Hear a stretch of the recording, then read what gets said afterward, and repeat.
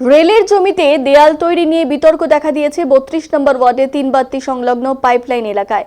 সেখানে রেলের তরফে দেয়াল তৈরি করা হচ্ছে, কিন্তু বাসিন্দাদের অভিযোগ রেল যেভাবে প্রাচীর তৈরি করছে তাতে যাতায়াতের রাস্তা থাকবে না। গত সপ্তাহে সেই সমস্যা নিয়ে রেলের আধিকারিকদের সঙ্গে আলোচনায় বসেন মেয়র গৌতম দেব।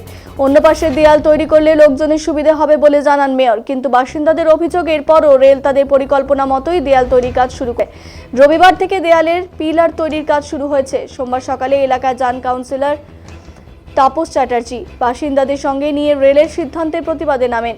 সেখানে কাজ বন্ধ করে শ্রমিকদের ফেরত পাঠানো হয়। রেল সিদ্ধান্ত না বদলালে বৃহত্তর আন্দোলনে নামারও হুঁশিয়ারি দিয়েছেন কাউন্সিলর।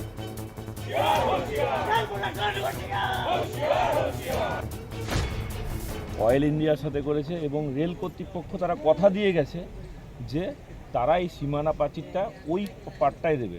এই পাটটা একটা রোড আছে, এটা কিন্তু শুধু যে আমাদের যারা পাবলিক আছে, সিভিলিয়ান আছে, তাদের অসুবিধা না, রেলেরও কিন্তু অসুবিধা হয়। কেন, রেল আমাদের কর্পোরেশনের জলটাই ইউজ করে রেল কোয়ার্টারে। আপনাদের এখানে কোয়ার্টারে অনেকে লোক আছে, সবাইকে বলো আপনারা কি জল খান, বলে আমাদের যা রেল কোয়ার্টারে জল আসে সেটা খাওয়ার উপযোগী না, তো আমরা কর্পোরেশনের জলটাই খাই। ওরা কিন্তু জলটাও আমাদের এখান থেকে নেয়, কিন্তু ওরা এই প্রাচীরটা দিয়ে বন্ধ করে দিচ্ছে।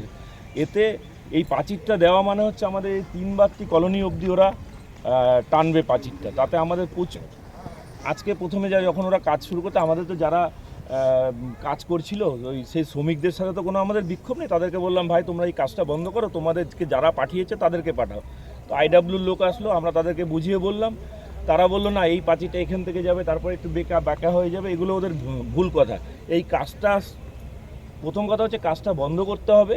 প্রয়োজনে আমরা মেয়রকে সাহেবকে জানাবো, রেলের সাথে আবার কথা বলবো, ওরা প্রাচীরটা যদি ওই পারে দেয় তাহলে ঠিক আছে, প্রাচীরটা কিন্তু আমরা এই পাশ থেকে আমাদের এলাকার লোকের